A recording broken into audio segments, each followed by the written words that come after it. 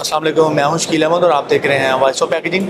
जैसे कि हम पहले भी एक दो दफ़ा इनसे बात कर चुके हैं, इस कंपनी से इंटरव्यू कर चुके हैं। इनकी बहुत ज़्यादा कंट्रीब्यूशन है इको फ्रेंडली एनवायरनमेंट के हवाले से, पाकिस्तान की मार्केट के हवाले से, फ्लेक्सिबल पैकेजिंग में भी ये है, MOPP में भी ये है, BOPP में ये है, और TGA इनकी एक ग्रुप ऑफ इंडस्ट्री है जो अवेयरनेस का प्रोग्राम करती है, जिसमें आपको प्लास्टिक का रीयूज़ करने पे फोकस करते हैं। इनका टारगेट है। अब हम आपकी मुलाकात करवाते हैं। अस्सलाम वालेकुम सर। कैसे आप ठीक है? खैरियत से? मैं ठीक ठाक सर। सर बताइए कुछ जर्नी, अपनी कंप्लीट जर्नी के मैकपैक क्या है? First of all, thank you for inviting me for this one. Backpack, alhamdulillah, Backpack Business is a pioneer in BOP में CP film manufacturing. पाकिस्तान में जो BOP में CP films हैं, ये अल्हम्दुलिल्लाह Backpack नहीं, ये जो ग्रुप है यही सबसे पहले, even we are in this business since last 4 decades.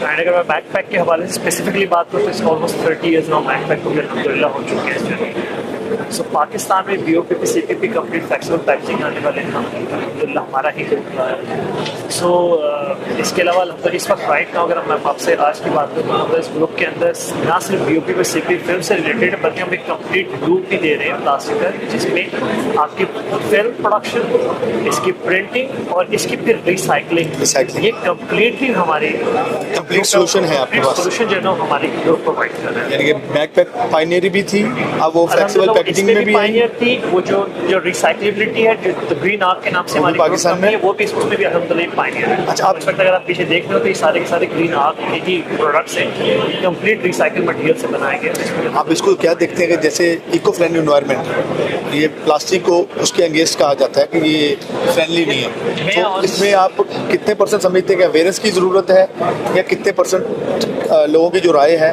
वो ये सही है? अपना देखिए, अगर आप मुझसे पूछेंगे तो हम फुली कन्विंस्ड हूँ, मुझे इस बात पे मैं पूरी तरह से बिलीव करता हूँ इसमें ना अवेयरनेस की प्लास्टिक के हम जो बात करते हैं ना इको फ्रेंडली नहीं है, तो हम एक कॉन्टेक्स्ट पे बात करते हैं। मैं हमेशा ये कहता हूँ कि इको फ्रेंडली नहीं है, ठीक है जी, आप इसको ऑल्टरनेट बताएं जो इससे ज़्यादा इको फ्रेंडली हो।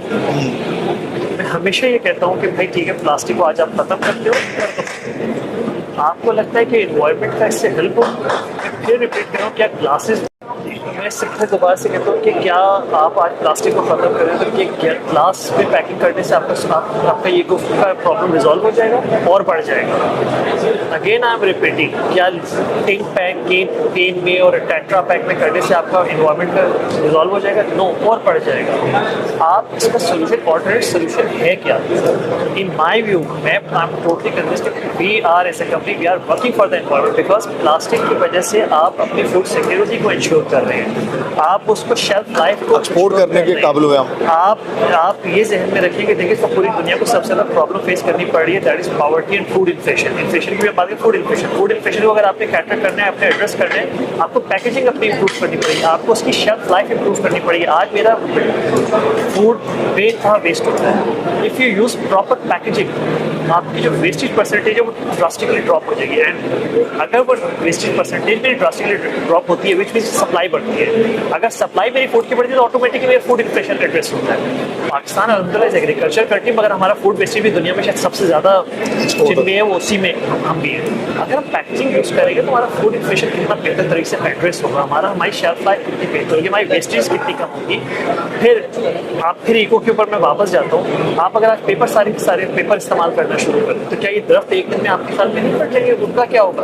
हमें बात ये नहीं करनी चाहिए कि प्लास्टिक को यूज़ नहीं करना चाहिए, because we don't have any other alternative, but हमें प्लास्टिक की रीयूजेबिलिटी की तरफ जाना चाहिए। हम उसको कैसे रीयूज कर सकते हैं दोबारा। लेकिन अभी हम देखें तो ये जो फ्लेक्सिबल पैकेजिंग है, इसका भी एक गैप है, इसमें भी गैप है, यूनिटी नहीं है। अभी आप पंजाब में देखें या सिंध में देखें तो ईद के ऊपर जो आलाइशें थी उसको तलफ करने के लिए जो सबसे कारगर चीज़ मिली वो इन्हें शॉपिंग बैग मिले। शॉपिंग बैग को इन्होंने बेटर यूज़ किया। सो ये जो चीज़ें हैं ये भी पॉजिटिव ही हैं, इसके लिए भी फ्लेक्सिबल पैकेजिंग को आगे बात करनी चाहिए। देखिए फ्लेक्सिबल पैकेजिंग इंडस्ट्री हमारे यहाँ ना ऐसा ऐसा ग्रो कर रही है, मैच्योरिटी की तरफ जा रही है, इसमें कोई डाउट नहीं है। प्रॉब्लम्स आती है, इस वक्त हमारे यहाँ भी वो प्रॉब्लम्स हैं, बट हम मैच्योरिटी की तरफ जा रहे हैं। जैसे भी आपने कहा ना, इस दफ़ा वो यूज़ किया, थोड़ी बेहतरी आई। इस वक्त अगर आप देखें पिछले 1 साल में अगर आपने नोटिस किया तो आपको फ्रोजन फ्रूट आपको काफ़ी मिलना शुरू होगा, हम उस तरफ जाना शुरू हुए। आफ्टर कोविड ना चीज़ें बहुत चेंज होगी। आपको ना अब आप शॉप्स में भी जाते हैं तो आपको पैक हुआ चावल हो, दाल हो, पैक हुआ ज़्यादा मिल रहा है। तो एक कंट्री के हिसाब से, उसके हिसाब से वो अवेयरनेस की तरफ जा रहे हैं। अभी जैसे कि टीजीए का बहुत बड़ा एक उन्होंने किया कि वो कंपनियों में जो उनका वेस्टेज है वो कलेक्ट करते हैं, यानी कि जो वो तफल वो उसे वेस्ट कर देते हैं वो भी उन्हें रीयूज़ कर रहे हैं। तो ये अगर गवर्नमेंट लेवल पे या कंपनियां आगे आएँ जो रिसाइकलिंग कंपनी हैं तो इनसे वो मटेरियल लेके रिसाइकल कर लें तो बहुत सी अवेयरनेस। मैं आपको बताऊँ, टीजीए पे being my group company, I always feel really proud on TGA initiative पे, because हम अपने हिस्से की देखें, हम ये कह रहे हैं कि प्लास्टिक ज़रूरी है, लेकिन हम उसकी रिसाइकलिबिलिटी के ऊपर जो पूरा काम हम कर सकते हैं हम वो भी कर रहे हैं। इस वक्त टीजीए इंडस्ट्रियल वेस्ट कैलकुलेट कर रहा है, जो वेस्ट कैलकुलेट कर रहा है उससे मुख्तलिफ किस्म के बैग्स जो आपके सामने ये बना रहा है, इसके अलावा मुख्तलिफ किस्म के पफीज बन रहे हैं, और फिर जो लैंडफिल मटीरियल जो किसी काम का नहीं है उसके वो ब्रिक्स और टाइल्स बना रहे हैं, और वो जो ब्रिक्स और टाइल्स है वो विदाउट सीमेंट बन रहे हैं।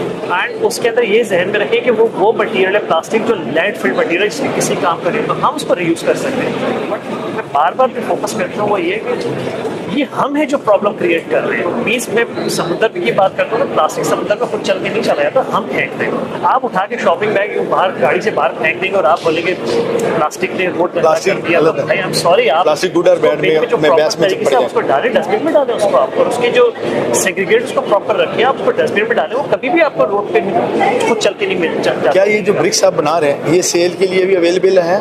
देखिए सेल के लिए अवेलेबल है, लेकिन अभी अगेन इस पे अवेयरनेस की जरूरत है, बिकॉज ये कॉस्टली मटेरियल हमारे लिए बड़ा प्राइम मटेरियल है। यहाँ पर एक क्रॉस करते हैं कि तो वेस्ट से बना है, देखिए लाहौर में, इस्लामाबाद, लाहौर और कराची में कुछ कंपनियों ने रोड बनाया है, गवर्नमेंट आई है उसमें प्लास्टिक को, वो बेटर हैं दूसरे नॉर्मल रोड से, लेकिन उसके लिए उसको कंटिन्यू करना, उसे मटेरियल प्रोवाइड करवाना, ऑलरेडी तो मटेरियल तो है। मैं आपको नहीं, देखिए एक तो रॉ मटेरियल पाकिस्तान में कंपैरेटिवली कम है, बिकॉज हमारे यहाँ प्लास्टिक कंजम्पशन दुनिया में सबसे कम है, तो दुनिया के कम तरीन मुल्कों में हम आते हैं। मैंने शायद पहले भी कहा था, इन डेवलपिंग कंट्रीज का plastic consumption is 35 to 36 kg per person, US 110 kg per person, Europe 60 kg per person, and Pakistan 7.5 kg per person। तो यहाँ तो ऑलरेडी कंजम्पशन, तो मटेरियल की अवेलेबिलिटी वैसी बड़ी कम है, number 1। And number 2, as I said, हम आहिस्ता आहिस्ता अवेयरनेस की तरफ जा रहे हैं। आपने भी खुद कहा कि अभी 1-2 रोड बनाए, शुरुआत हो गई। अब आपने कहा कि उसमें मेंटेनेंस कॉस्ट भी बेहतर है, ये भी बेहतर है, ये अवेयरनेस आनी शुरू हो गई हमारे यहाँ जनरल आपके इसके थ्रू और दूसरे प्रोग्राम के थ्रू अवेयरनेस आ रही है। 1 रोड बनी है, कल 4 बनेगी। हम एटलीस्ट उस सफर की जर्नी का आगाज हमने किया ना, हम हैप्पी, चाहे वो टीजे का प्लेटफॉर्म हो, चाहे वो किसी और कंपनी का प्लेटफॉर्म हो, लेकिन आगे आना चाहिए, जर्नी की तरफ जा रही है। सो चीज़ें जो है ना स्टार्ट होना का बस पहला खतरा बनना मुश्किल होता है। अल्हम्दुलिल्लाह हमारा ग्रुप हर चीज़ में पहला खतरा जरूर बना है, बाकी इंशाल्लाह। अभी हम इस बहस से निकले हैं कि प्लास्टिक बैड और गुड, अभी हम ये निकले कि अवेयरनेस इज इम्पोर्टेंट, इन दोनों के दरमियान में अवेयरनेस। अगर अवेयरनेस नहीं है तो ये बैड ही है, अगर अवेयरनेस है तो ये गुड है। लेकिन अब हमारी जिंदगी में पूरा अमल दखल इसी का है, प्लास्टिक का ही बुरी है या अच्छी है, उसके यूज पर है ना। आप उससे फ्रूट भी काटते हैं, आज छुरी को आप खत्म कर दे, इससे आपका तो आधा काम अजाब हो जाएगा कि आपने फ्रूट कैसे काटना है, अपने गोश्त के। लेकिन छुरी बुरी नहीं, उससे कत्ल भी हो रहे हैं। आप उस छुरी का यूज है, हम उस प्लास्टिक को यूज कैसे करते हैं, दैट्स वेरी इंपॉर्टेंट। अवेयरनेस नहीं है हमारे पास। बहुत अच्छा लगा सर, थैंक यू, शुक्रिया, थैंक यू अगेन।